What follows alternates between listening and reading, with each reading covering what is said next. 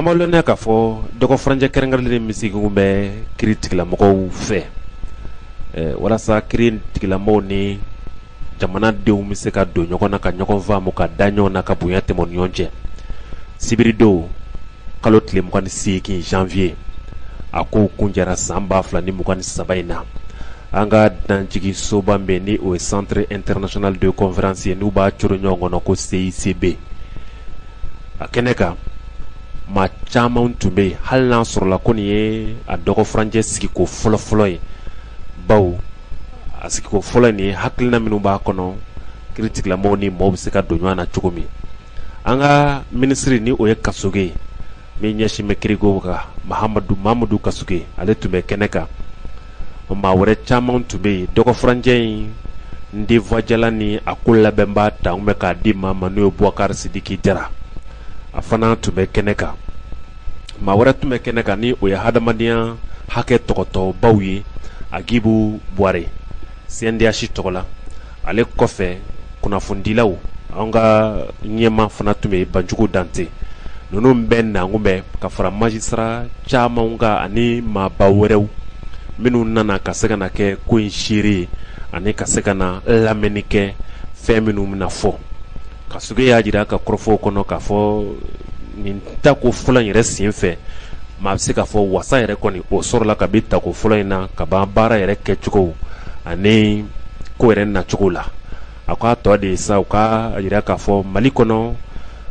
mobe sigala kiri kominu na ka do be sina keren kerele yala suraju ka minanzango ajira ka fo ko be sina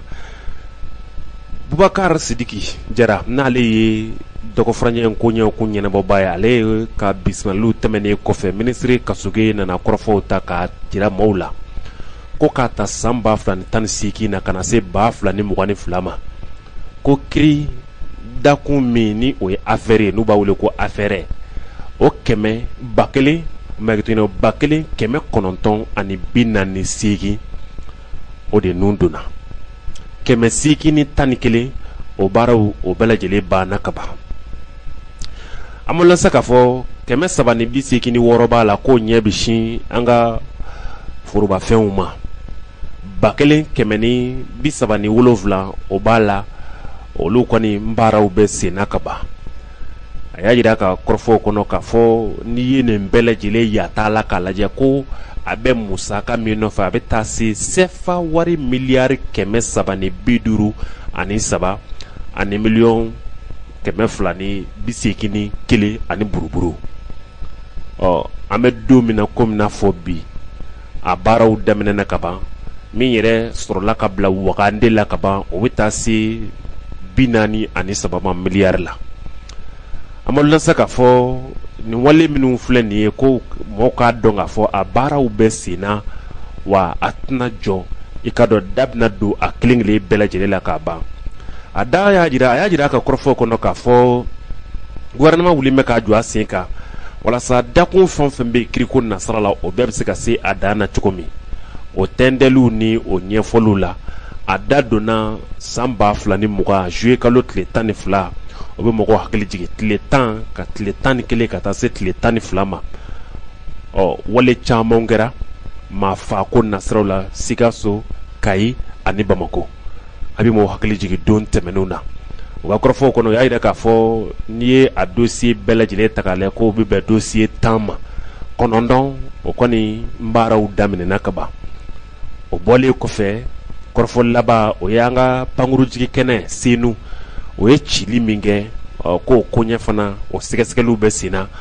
dakurunya kele mo ka donga fo buna hadama do meka kuloni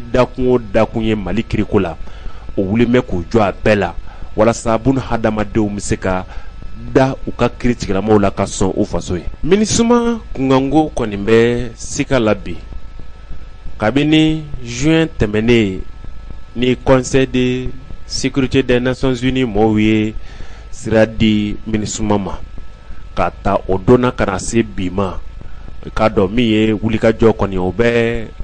uka maduru mimbe Nations Unies bulo kono na fotike oluko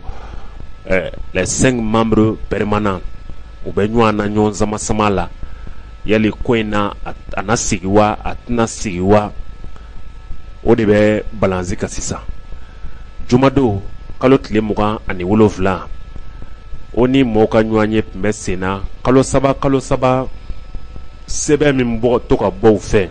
Mali kunkanko la. Anw ka minisiri Ablaye Diop ale tun bɛ yen ka se ka wolomani ni tɛndɛli kɛ. Antonio Guterres min ye kuma ta fɔlɔ n'ale ye ONU ma ɲɛmaa ye a ka kɔrɔfɔw kɔnɔ a ye Mali fo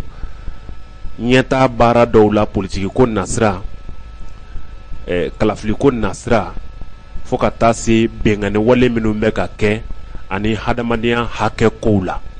Nka labanna ka na kuma wɛrɛ min fɔ o kɔfɛ a ko ale sigalen don hali n'a sɔrɔ Mali armée bɛ ka monter en puissance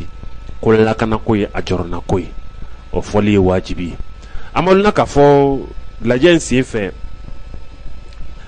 dakun min ni o ba terela kosɛbɛ o de ye MINUSMA ka san 2022 mandat ye sigili min kɛ sen kan jamana 5 in kɔni n sigi b'a kan ka yira k'a fɔ u bɛna hakili jagabɔw k'a ko kan walasa MINUSMA na sigi bolo kelen kan walima a na ta kɔni o de bɛ sen na sisan. Faransi n'a masurunamaw olu kɔni bɛ wulikajɔ suguya bɛɛ lajɛlen la. Olu ko Faransi ka hakilina min ye ko Mali ka jɔ sen kelen ni dabolo kelen ta k'o yira mɔgɔw la walasa olu ka se ka baara k'o kan. Mali de ko ale ka hakilina tɛ dɔwɛrɛ ye MINUSMA ko la jamana denw lakanani MINUSMA ka baara ka bɛn o de ma wa a k'o de ta bala a k'o de kɛ fo ka se o dan na. Mali ka hami o de ye ko n'o tɛ se min bɛ MINUSMA ka sɛbɛn kɔnɔ ka na baara kɛ anw fɛ yan k'o ka dɔgɔ. O ka dɔgɔ fo k'a fɔ o ka dɔgɔ. Jamana fila min bɛ yen san n'o ye Rusiw ni Chinois ye olu kɔni bɛ k'a yira k'a fɔ Mali ka hamiw t'an tɛ bala o t'an tɛ bala. O tuma a ka kan sa mandat nata n'o ye MINUSMA ta ye a ka ɲɛnɛbɔ walima a ka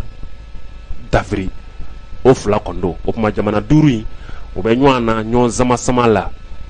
MINUSMA kunkanko la kɛrɛnkɛrɛnnenya la. Anw ka jamana jɔyɔrɔ kɔni tɛ dɔwɛrɛ ye MINUSMA nakun ye baara min ye ani n'u bɛ se ka dɔ fara a ka wale kan wale kɛtaw kan a ka se ka bali kɛ bɛnkanni wale min bɛ ka ta ka jamana denw sɛgɛrɛ.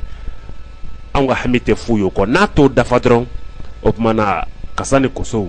a bɛ laban k'olu cɛ. Sergei Lavrov ale ye Rusiw ka affaires étrangères ministre ye min ɲɛsin bɛ jamana kɔnɔna ni a kɔkan kibaru ɲɛnabɔli ma. Aw bɛɛ lajɛlen b'a kalama a bɛ ka taama dɔ boloda farafinna kɔnɔ ka se ka farafinna yaala